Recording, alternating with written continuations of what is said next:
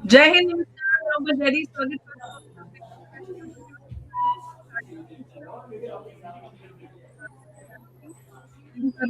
Programme करते हैं जो एस्ट्रोलॉजिकल या फिर वैदिक हम एस्ट्रोलॉजी कहें और क्या कुछ देश दुनिया में होने वाला है, उस पर बात करते हैं और एक बार फिर से बात करेंगे। सबसे पहले नरेश जी, बहुत स्वागत है आपका। नमस्कार, जय हिंद। नमस्ते अंबर जादी जी, आपके दर्शकों को भी नमस्कार। सबको प्रणाम मेरी तरफ से। बहुत धन्यवाद आपका नरेश जी, और बहुत सारे सवाल लेकर मैं आपके सामने आज आई हूँ क्योंकि बहुत कुछ बदल रहा है, बहुत तेजी से बदल रहा है। तो सबसे पहले जी ईरान और अमेरिका पर बात करेंगे। ईरान और अमेरिका जो है, दोनों के बीच में जो न्यूक्लियर एनरिचमेंट है उसको लेकर बातचीत चल रही है। 2 राउंड्स की जी बातचीत में खासा कुछ निकल कर नहीं आया है, लेकिन दोनों की तरफ से मिलिट्री बिल्डअप काफी स्ट्रांग है। तो आपको क्या बिल्कुल। लग रहा है कि टक्कर होने वाली है और टक्कर के क्या नतीजे निकलेंगे? मैं आपसे थोड़ा सा इस पे जानना चाहूंगी। इसको समझाने के लिए ना मैं चार्ट पे लेके आऊंगा, स्क्रीन शेयर करते हैं।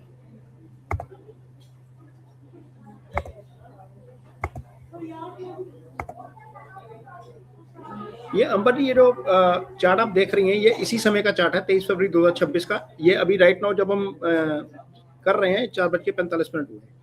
तो इसमें है क्या बेसिकली कि ये जो चार्ट है, इसमें आप देख सकते हैं कि सन है, मार्स है, राहु है, वीनस है, मरकरी है।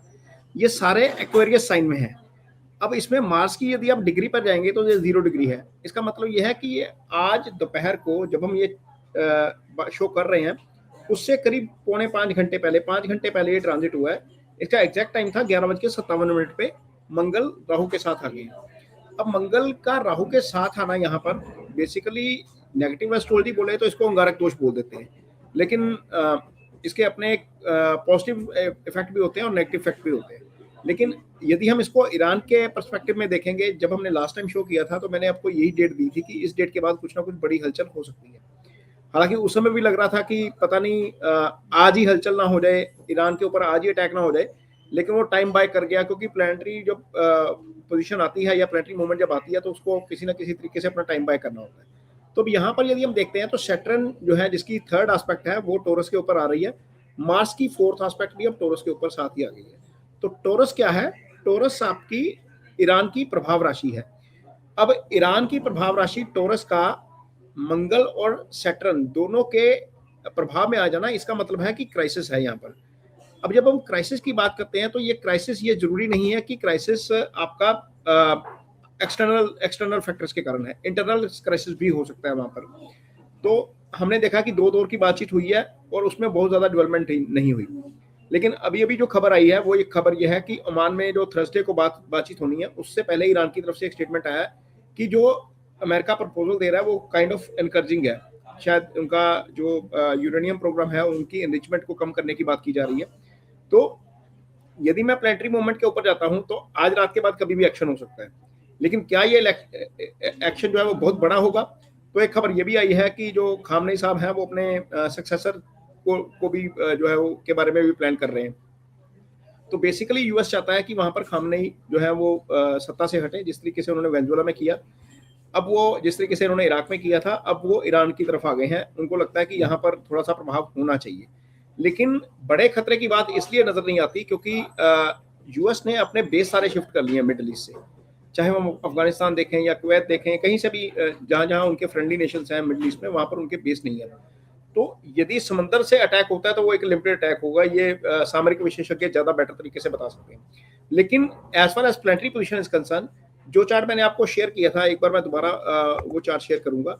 यहाँ पर सिर्फ एक चीज जो पॉजिटिव मेरे को नजर आती है इसमें, इस चार्ट में, कि ये जो कॉम्बिनेशन बना है ग्रहों का, इसके ऊपर जुपिटर की एस्पेक्ट है सीधी। तो ये बहुत नेगेटिव कॉम्बिनेशन है, लेकिन जुपिटर की एस्पेक्ट के कारण इसका जो प्रभाव है वो लिमिटेड हो जाना चाहिए। मेरे ख्याल से बहुत ज्यादा बड़ा अटैक नहीं होना चाहिए। यदि होता भी है, कार्रवाई होती भी है, तो बहुत लिमिटेड कार्रवाई होगी। और जैसे एयर स्ट्राइक हुआ था, जैसे इंडिया ने पाकिस्तान में किया था, या जैसे पहले ईरान में हुआ था, 1 या 2 दिन का स्ट्राइक होने के बाद फिर स्टेटमेंट आता है ट्रंप का कि चीजें ठीक हैं, फिर वो पलट जाते हैं। हमने हमने ये देखा है कि जब से 20 जनवरी 2025 से जब से ट्रंप सत्ता में आए हैं, 50 बार वो अपना स्टेटमेंट और 50 बार वो अपना स्टैंड बदल चुके हैं। एक बड़ा स्टैंड था जिसके ऊपर वो एडमेंट हो गए थे, वो सुप्रीम कोर्ट ने बदल दिया, टैरिफ वाला। बाकी तो खैर वो खुद ही बदल रहे थे। और जब हम इस साल का जो रनिंग ईयर चल रहा है, जो संवत चल रहा है, उसकी कुंडली निकालते हैं तो उसमें सूर्य वीक है, तो सूर्य वीक होने का मतलब ये होता है कि बार बार स्टैंड बदलना पड़ेगा, सन जो है वो अपने उसके ऊपर नहीं रह पाएगा, अपने स्टैंड के ऊपर कायम नहीं रह पाएगा। तो अभी भी जब हम बात कर रहे हैं तो संवत चल रहा है, 19 मार्च तक यही संवत चलेगा। लेकिन क्या क्राइसिस 1 या 2 दिन का है? तो नहीं, क्राइसिस है 78 डेज का। जब हम चार्ट के ऊपर इसको दोबारा लेके आते हैं तो मार्स का ट्रांजिट इस समय एक्वेरियस के ऊपर हो रहा है, वो राहु के ऊपर से गोचर कर रहे हैं। डिग्रिकली जब राहु के बिल्कुल साथ आ जाएंगे तो हो सकता है कि कुछ ज्यादा एग्रेशन देखने को मिले, और ये जरूरी नहीं है कि यहाँ पर होगा, ये यूरोप में भी हो सकता है, क्योंकि जो राशि सीधा प्रभावित हो रही है इन 5 ग्रहों के द्वारा वो है आपकी लियो साइन, क्योंकि एक्वेरियस में है सारे, तो सीधी सीधी सीधी दृष्टि लियो के ऊपर जा रही है। लियो के अंडर जब हम बृहस्पति संहिता पढ़ते हैं तो लियो के अंडर कुछ यूरोप का एरिया भी आता है, तो यूरोप में भी जो है बवाल हो सकता है। पॉसिबल है कि यूक्रेन रशिया एक बार फिर दोबारा ज्यादा अग्रेसिव तरीके से जो है वो चीजें चलनी शुरू हो जाए।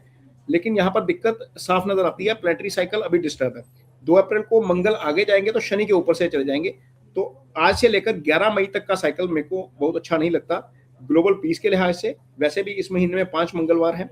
जब मैं महीने की बात करता हूँ तो मैं देसी महीने की बात कर रहा हूँ, मैं इंग्लिश कैलेंडर की बात नहीं कर रहा। तो 5 मंगलवार का होना देसी महीने में, मंगल राहु की युति हो जाना, मंगल का शनि के ऊपर से ट्रांजिट करना एस्ट्रो साइकिल के लिहाज से ग्लोबल पीस के लिए अच्छा नहीं है। वैसे भी ट्रंप जो है वो काफी खिसियाए हुए हैं, मैं वर्ड ये यूज करूंगा।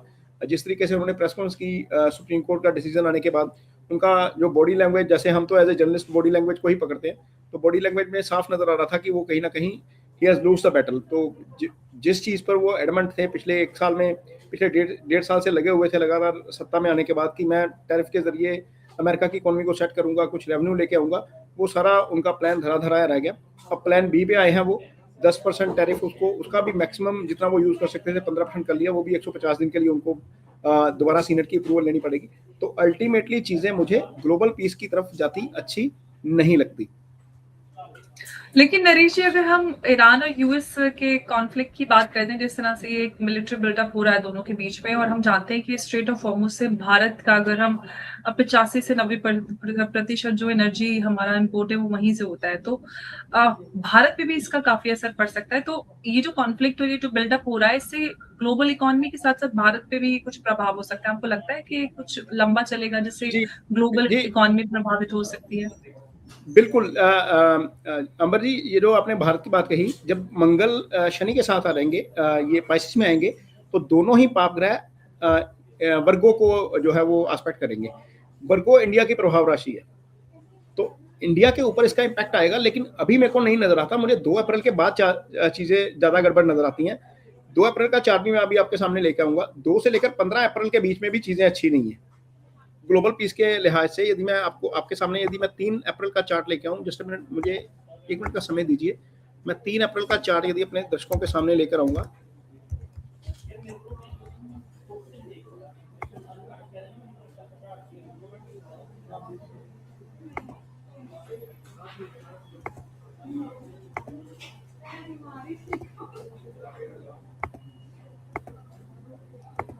तो यहाँ पर इस चार्ट में आप देख सकते हैं कि ये 3 पाप ग्रह हैं, तीनों ही पाप ग्रह पाइसिस में आ गए हैं। ये 3 पाप ग्रह सीधी दृष्टि से वर्गो को देखेंगे तो वर्गो इंडिया की प्रभाव राशि है। जब इसके ऊपर कोई शुभ ग्रह की दृष्टि नहीं आ रही, ना इसको गुरु देख पा रहे हैं, ना वीनस देख पा रहे हैं, ना मरकरी देख पा रहे हैं, तो अल्टीमेटली ये जो 3 पाप ग्रहों का प्रभाव आ जाना सीधा वर्गो के ऊपर, और ये 2 अप्रैल से लेकर 13 अप्रैल के बीच में होने जा रहा है।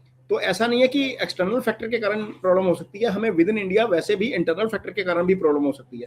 बिकॉज जो मंगल है वो फायरी प्लैनेट है, सूर्य अगेन फायरी प्लैनेट है, शनि के साथ आ गए हैं, और ये तीनों ही आपस में मित्र भाव नहीं रखते। ना ही सूर्य शनि की आपस में मित्रता है, ना ही मंगल शनि की आपस में मित्रता है।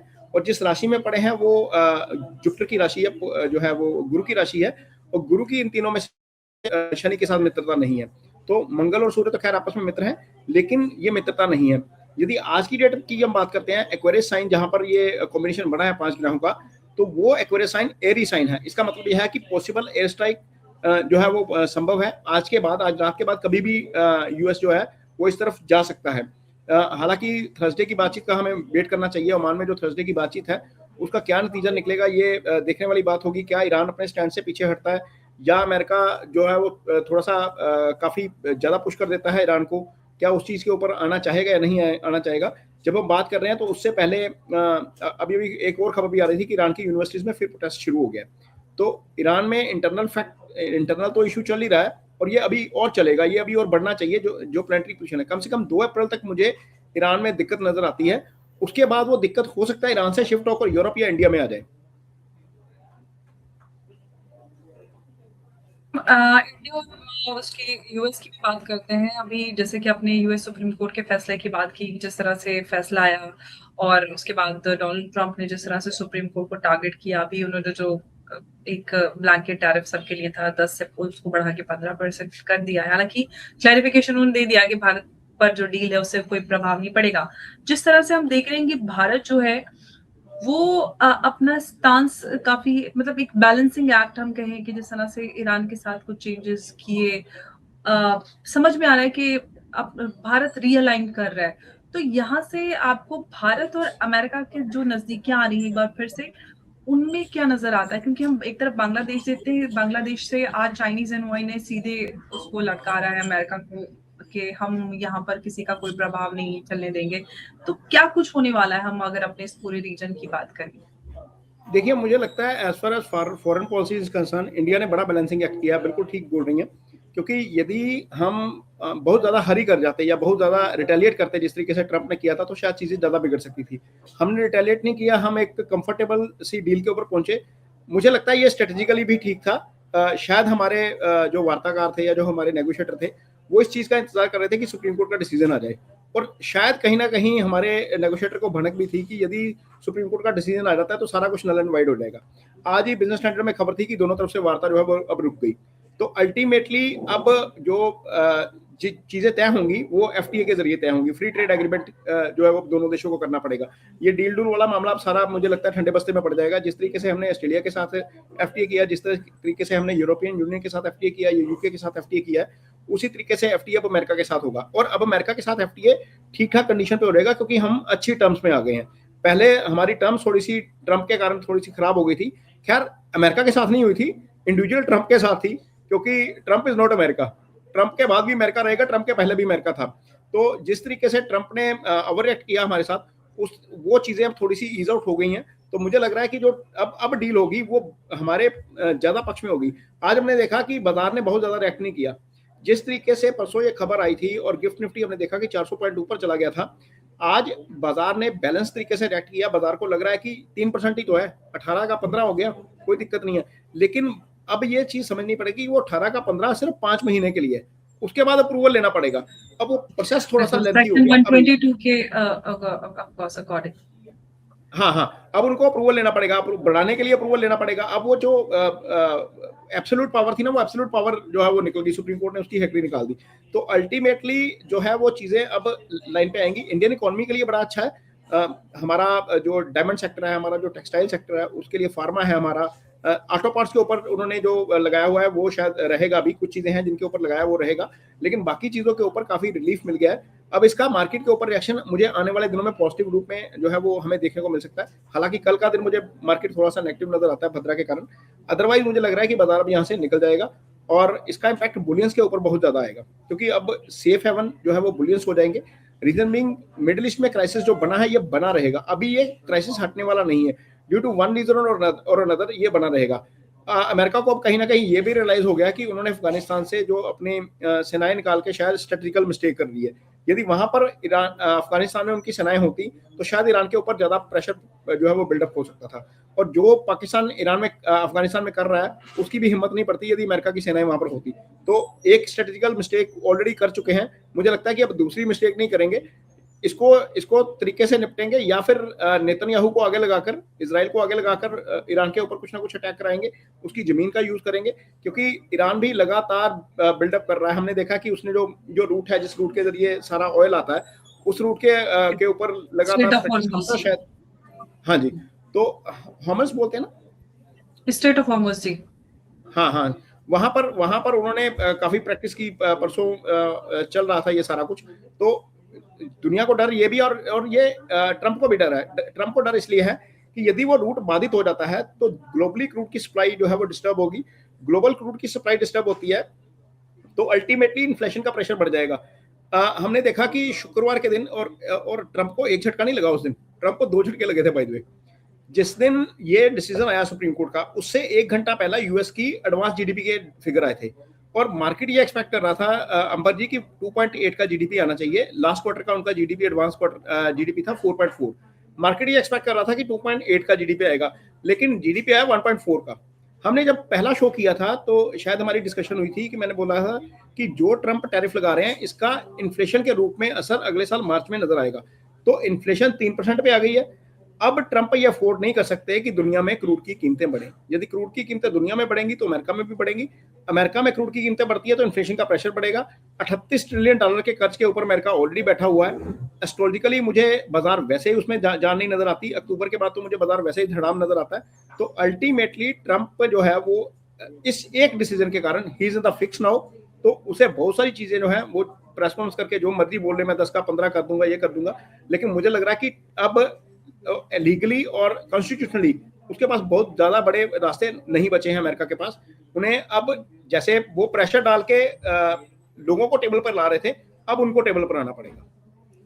अच्छा, एक बात बताइए नरेश जी, जैसा कुछ सब कुछ बिल्डअप हो रहा है इस सब से यहाँ पे ये तो है कि जिस तरह से डोनाल्ड ट्रंप प्रिपरेशन कर रहे थे वो असफल नजर आ रहे हैं। क्या अब उनको आने वाले जो बाई इलेक्शंस हैं कुछ मदद मिलेगी, जैसे कि अब वो ईरान पे स्ट्राइक करेंगे, तो क्या ये सारी चीजें उनके फेवर में जाएंगी या कुछ बहुत बड़ा अगेंस्ट उनके हो सकता है? देखिए, जब भी अंबरी जब भी जंग लगती है तो एक तरफा नहीं होती, दोनों तरफा होती है। ईरान पहले पिछली बार प्रिपेयर नहीं था, ईरान इस बार प्रिपेयर है। तो यदि आप इमेजिन करिए एक ऐसी कंट्री जहां पर इकोनॉमी ऑलरेडी डोल्ड्रम में है, इन्फ्लेशन टारगेटेड इन्फ्लेशन के ऊपर है, जीडीपी आपकी 1.4% पे आ गई है, क्वार्टरली जीडीपी एडवांस जीडीपी के नंबर जो है बहुत ज्यादा जान नहीं बची है बाजार में। वैसी स्थिति में यदि अमेरिका जंग में जाता है तो एक तो यह है कि जंग का खर्चा बहुत है, दूसरा यदि अमेरिकन सैनिकों की लाशें वहां पर जाती हैं, आप इमेजिन करिए उसका इम्पैक्ट क्या होगा। 5 नवंबर के आसपास का डेट है शायद मिड टर्म पोल का। तो अल्टीमेटली ट्रंप जो है ट्रंप मिड टर्म पोल जो है वो उससे हार सकते हैं। एक तो ये इसका ये ऑब्जर्वेशन है। दूसरा एस्ट्रोलॉजिकल ऑब्जर्वेशन ये है कि जिस दिन जुपिटर चेंज हो जाएंगे 2 जून को, उस दिन ट्रंप के लिए वैसे परेशानियां बढ़नी शुरू हो जाएंगी। मैं 2 जून की बात कर रहा हूँ, इसी साल अभी 2 जून की। 2 जून के बाद एक बार 31 अक्टूबर को चेंज होंगे, जुपिटर लियो में आएंगे, तो ट्रंप जो है वो अल्टीमेटली वो लूज करना शुरू कर देंगे वहां पर। शुरुआत तो अभी सुप्रीम कोर्ट के डिसीजन के बाद से होगी, लेकिन डिसीजिव जो होगा विपक्ष वहां पर जो हावी होगा, जो इंटरनल चीजें उनके खिलाफ निकलेंगी वो 2 जून के बाद निकलनी चाहिए। जुपिटर का ट्रांजिट इसमें कैंसर में होते ही अमेरिका की राजनीति भी बदलेगी और देश में भी बहुत कुछ बदलेगा। आप देखेंगे कि देश की राजनीति में भी बहुत बड़े बड़े बदलाव आएंगे। जुपिटर धर्म की राजनीति को रिप्रेजेंट करते हैं। जुपिटर के आने के बाद खास तौर पर जहां जहां इलेक्शन है देश में, वहां पर धर्म की राजनीति हावी होनी चाहिए। मतलब ये है कि भारत में भी माहौल एकदम गर्मा गर्म बना रहेगा, जिस तरह से चलता है हमारी टीवी डिबेट्स एकदम हॉट एंड फायरी बनी रहेगी। मैं बिजी रहूंगी बिल्कुल जी। अब देखिएगा बहुत मजा आएगा। एज ए जर्नलिस्ट हम दोनों को बहुत मजा आएगा। जी, मैं वही बोल रही हूँ कि ये सारी चीजें काफी इंटरेस्टिंग होती है, क्योंकि अगर कोई मुद्दा ना हो तो लगता है कोई खबर ही नहीं है, तो फिर करने को भी कुछ खास नहीं होता। लेकिन यहाँ पर एक बात बताइए नरेश जी, बांग्लादेश में चुनाव हुए, तारिक रहमान 17 साल के वनवास के बाद एक बार फिर से आते हैं और पीएम बन जाते हैं। अब बांग्लादेश में क्योंकि 3 पावर्स हैं, इंडिया, यूएस एंड चाइना, तीनों ही इन्वेस्टेड है। अब चाइना ने तो चाइनीज एनवॉय ने आउटराइटली ये कह दिया कि भाई हम यूएस का दबाव नहीं चलेगा और हम यहाँ पर एशिया में एंड ऑल दैट। आपको क्या लगता है बांग्लादेश किस तरफ शिफ्ट होगा, किस तरह के हालात रहेंगे? तारिक रहमान क्या सब कुछ मैनेज कर पाएंगे, क्योंकि वहाँ पे इकोनॉमिक डाउनफॉल भी है, प्लस सिक्योरिटी को लेकर भी हालात किस तरह से कैसे आपको नजर आ रहे हैं बांग्लादेश में? देखिए, मैं ना एक एस्ट्रोलॉजर हूँ, साथ में जर्नलिस्ट होने के नाते मैं एस्ट्रोलॉजिकली चीज़ों को ज़्यादा देखता हूँ। मैं दर्शकों के साथ एक स्टोरी शेयर करना चाहूँगा, एक छोटी सी है, 2 मिनट की है। जैसा तारिक रहमान के साथ हुआ, मेरे क्लाइंट हैं, उनके पास मुंबई में ना शेयर थे बीएससी के। बीएससी का शेयर उनको 1 रुपये में मिला था। 1 रुपये में जब बहुत लॉन्चिंग हुई थी ना, जब मिलता था पेपर पे शेयर मिलता था, तब की बात है। तो उनके पास वो शेयर थे, उनकी कंपनी थी, उनके पास ये थे बीएससी के शेयर थे, रिलायंस के थे, अंबुजा सीमेंट के थे। तो हुआ क्या, उनकी कंपनी के ऊपर कुछ ना कुछ कोई लीगल एक्शन हो गया। तो लीगल एक्शन में फंसकर इधर राहु की दशा शुरू हुई, उधर कंपनी में एक्शन शुरू हो गया। तो सारे जो शेयर थे वो ब्लॉक कर दिए गए। लगभग 1,20,000 शेयर उनके पास हो गए थे उस समय, बोनस वगैरह डाल के। फैमिली के थे 10,000 एक के पास, 10,000 एक के पास। तो 1,20,000 हो गए थे। अब स्थिति ये हो गई कि बंदे के ऊपर राहु की महादशा शुरू हुई अंबर जी, और बंदे को अपनी वाइफ के गहने बेचने पड़े। मीन इतना क्राइसिस आ गया, इतने शेयर पड़े हुए हैं, सारा कुछ पड़ा हुआ है, लेकिन लोग हैं तो यूज नहीं कर सकते। अब राहु की दशा चलती है 18 साल। अंबर जी जैसे ही राहु की दशा खत्म हुई, वो केस सेटल हुआ, और जो शेयर की कीमत थी, 1 रुपए वाला शेयर 2500 रुपए पे आ गया। आज की डेट में बंदे के पास 300 करोड़ रुपए के बीएससी है सिर्फ। ये मुझे ये आपने बताया ना, वो 17 साल का निर्वासन और इधर 18 साल का राहु इस बंदे का चला था, उधर उधर भी राहु चल रहा होगा मेरे हिसाब से।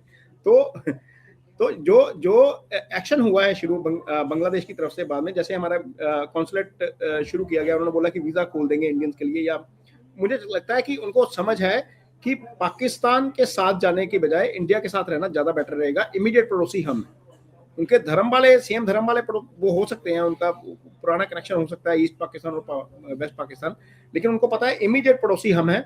कल को क्राइसिस आता है, कोई भी क्राइसिस आता है, तो इंडिया पहले मदद के लिए आता है। हमने कोरोना में भी देखा, हमने मदद की, और सिर्फ बांग्लादेश की नहीं, हमने पूरी दुनिया की मदद की है।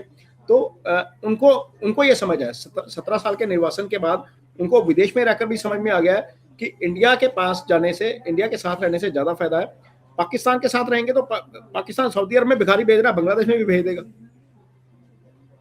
तो तो उनको ये लगता है कि वीजा बैन हो जाएंगे फिर। हाँ, पाकिस्तान ऑलरेडी डेड इकोनॉमी है। पाकिस्तान सिर्फ एक उनकी जो जियो लोकेशन है, या उनकी जो ज्योग्राफी है, उसी का उनको फायदा मिलता है। वो थोड़ा सा सेंटर में आ जाते हैं ईरान के और अफगानिस्तान के, या इधर चाइना के ऊपर यदि कुछ करना हो किसी ने, यूरोप ने या अमेरिका ने, तो उनको उसकी लोकेशन का फायदा मिलता है। अदरवाइज यदि हम टैलेंट की बात करें, या हम उनकी ग्रोथ की बात करें पोस्ट इंडिपेंडेंस, इवन हम बांग्लादेश से भी कंपेयर कर लें तो भी वो कहीं नहीं ठहरते। बांग्लादेश में फिर ग्रोथ आ गई। इंडिया में तो चलो खैर, इंडिया तो खैर कोई कंपैरिजन ही नहीं है, वो तो पाकिस्तान के लोग खुद मानते हैं। लेकिन अब बांग्लादेश को भी पता है कि एक बार जो मोमेंट में हो गया, उस समय हीट ऑफ मोमेंट में जो कुछ हो गया वो ठीक है। अब इंडिया के साथ ही रिलेशनशिप जो है वो ठीक रहना चाहिए। अदरवाइज भी तो इंडिया की यदि हम कुंडली देखते हैं, कह सकते हैं कि तारिक रहमान सबसे पहले भारत ही आएंगे। बिल्कुल, मुझे लगता है कि वो जो टाइज थोड़ी सी रीसेट करने के लिए, या जो थोड़ा सा टेंशन क्रिएट हुआ था दोनों के बीच में, उसको रीसेट करने के लिए वो जरूर आएंगे। और मुझे लग रहा है कि ये हमारा जो पड़ोसी है, या हमारा जो नेपाल पड़ोसी है, यहाँ पर चीजें बहुत बेटर हो जाएंगी आगे से। और वैसे भी ये जो ट्रांजिट निकल जाएगा जिसकी मैं बात कर रहा हूँ, मई के बाद वैसे भी इंडिया के लिए चीजें बहुत अच्छी हैं। इंडिया का यदि हम नक्शा देखते की कुंडली बनाते हैं, मकर लगन की बना लें या कन्या लगन की बना लें, दो कुंडलियां निकलती हैं, मकर लगन की, इंडिया की कन्या लगन की, तो दोनों के हिसाब से मुझे चीजें बहुत अच्छी नजर आ रही हैं। कन्या लगन के लिए गुरु 11वें भाव में आ जाएंगे, कन्या राशि के लिए गुरु 11वें भाव में आ जाएंगे, तो वो बहुत अच्छा है। और मकर लगन के लिए गुरु सप्तम में आ जाएंगे। गुरु का सप्तम और 11 दोनों का ट्रांजिट बहुत अच्छा होता है। तो भारत के लिए चीजें 2 जून के बाद वैसे ही बहुत अच्छी होने जा रही हैं। तो ये तो अच्छा हुआ, क्योंकि स्टेबिलिटी और शांति के लिए काफी इम्पोर्टेंट है बांग्लादेश में स्टेबिलिटी आना, क्योंकि शेख हसीना थी तो सारा कुछ वो मैनेज कर रही थी between all the powers, China, US और भारत के बीच में। लेकिन अब तारिक रहमान कैसे इसको हैंडल करेंगे ये तो अब पता चलेगा। लेकिन इस सब के बीच में जो डोनाल्ड ट्रंप जो डॉलर की हेजेमनी और उसको मेंटेन करने के लिए वो इतना कुछ कर रहे थे, क्या वो कर पाएंगे, क्या वहां पे भी असफल होंगे? नहीं, मुझे लग रहा है कि इकोनॉमिकली डोनाल्ड ट्रंप बहुत ज्यादा सफल नहीं हो पाएंगे। उसका रीजन ये है कि अल्टीमेटली सेफ हेवन गोल्ड रहेगा ही रहेगा। जो काम रशिया कर रहे हैं, पिछले हफ्ते या इससे पिछले हफ्ते ब्लूमबर्ग पे खबर थी कि रशिया जो है वो डॉलर टर्म में कारोबार कर सकता है। लेकिन यदि मैं इसको एस्ट्रोलॉजिकली देखता हूं, तो जब करेंसी को लेकर बड़े डेवलपमेंट हुए हैं अंबर जी, सैटर्न या तो पाइसिस में थे या एरीज में थे। भले ही आप यूरो की लॉन्चिंग की डेट देख लीजिए, भले ही आप डॉलर डेप्रिसिएशन की डेट देख लीजिए, 1970 या 1967 देख लीजिए, जिस समय आपका रशिया की करेंसी डिवेल्यूट, आपकी स्टर्लिंग पॉन्ड डिवेल्यूट हुआ था 67 में, 70 में डॉलर डिवेल्यूट हुआ था, फिर 1996 में रूबल डिवेल्यूट हुआ था, फिर 99 में यूरो लॉन्च हुआ था। तो सारा का जब एस्ट्रो एनालिसिस करते हैं तो उस समय Saturn either wise in the Pisces और इन द एरीज। अभी सैटर्न पाइसिस में है, तो हम बात कर रहे हैं ब्रिक्स की।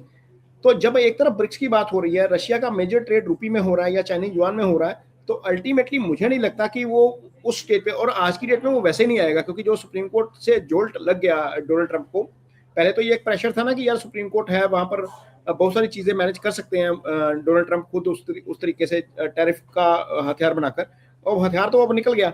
अब मुझे लगता नहीं है कि वो चीजें होंगी। मुझे लगता है कि डॉलर डिवेल्यूट होगा, डॉलर में बहुत ज्यादा गिरावट हमें देखने को मिल सकती है। ऐसी स्थिति में बुलियंस ही अच्छे रहेंगे।